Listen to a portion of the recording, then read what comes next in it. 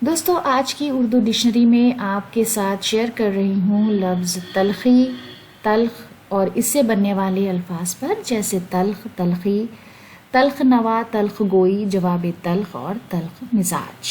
شروعات کرتے ہیں لفظ تلخ کے ساتھ۔ اس کا مطلب ہوتا ہے ناگوار، ناپسند یا ناپسندیدہ، بدمزہ ذائقے کے اعتبار سے، بے لطف، بے مزہ، بے کیف، تند و تیز۔ کٹو اور اپریہ ہندی میں بٹر، ایکرڈ، ڈسٹیسفل، انپلیٹیبل، انپلیزنٹ، ایکریمونیس، سوروفل، ایکسٹریملی ڈیفیکلٹ، یہ الفاظ اس کے لیے استعمال کیے جاتے ہیں عام طور پر۔ مثال کے لیے جملہ ہے، اس چائے کا ذائقہ بڑا تلخ ہے۔ زندگی نے سب کو تلخ تجربات سے روبرو کروایا ہے، یعنی زندگی نے ہر ایک کو تلخ تجربات دیے ہیں۔ بخش لائل پوری کا شعر ہے، کبھی آنکھوں پہ کبھی سر پہ بٹھائے رکھنا، زندگی تلخ سہی دل سے لگائے رکھنا۔ اس کے بعد لفظ تلخی۔ تلخی کا مطلب ہے تڑپ، اضطراب، بے چینی، کھلبلی اور کڑواہٹ۔ ہندی میں جسے ہم کڑوا پن کہتے ہیں، سوبھاؤ کا چڑچڑاپن، کٹھور، دکھد، پیڑا دائک اور دویش پورن۔ ہارشنس، بروٹیلٹی، شارپنس، وینم، بٹرنس، ساورنس اور اینگر جیسے الفاظ اس کے لیے استعمال کیے جاتے ہیں۔ مثلاً انسان کو کسی دوسرے انسان کے لیے دل میں تلخی نہیں رکھنی چاہیے، یعنی کسی دوسرے انسان کے لیے آپ کو اپنا دل برا نہیں رکھنا چاہیے، کینہ نہیں رکھنا چاہیے۔ زہرا نگاہ کا شعر ہے، میں حیات میں شامل ہے تلخی دوراں، جب ہی تو پی کے ترستے ہیں بے خودی کے لیے۔ اس کے بعد تلخ نوا۔ تلخ نوا کا مطلب ہے ناگوار باتیں کرنے والا، جلی کٹی باتیں کرنے والا، خراب آواز والا، اپریہ باتیں کرنے والا، اپریہ وانی والا۔ بٹر اور ایکرڈ voiced, the one who does unpleasant talk, the one who has bad voice۔ تو ہمیشہ آپ کو کچھ ایسے لوگ ملے ہوں گے جو ہمیشہ بہت تیزی سے، تلخی سے بات کرتے ہیں، وہ ہوتے ہیں تلخ نوا۔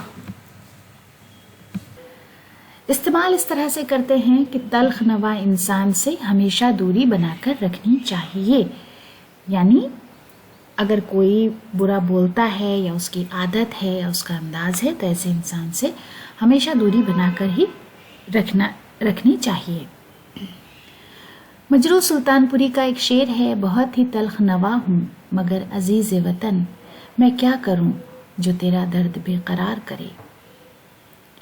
اس کے بعد تلخ گوئی۔ تلخ گوئی کا مطلب ہے تلخ کہنا، سخت زبان، کرخت زبان، کٹو بھاشی، ستیہ بھاشی، ٹھیک بات نہ کہنے والا اور اپشبد کہنے والا، بٹر اسپیچ۔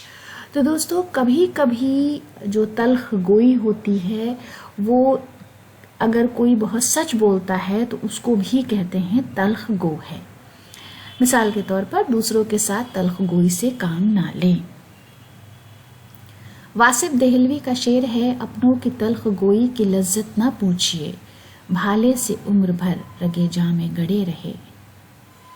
اس کے بعد جواب تلخ۔ جواب تلخ کا مطلب ہے سخت جواب، کرخت جواب، اپریہ اتر، کڑوا جواب۔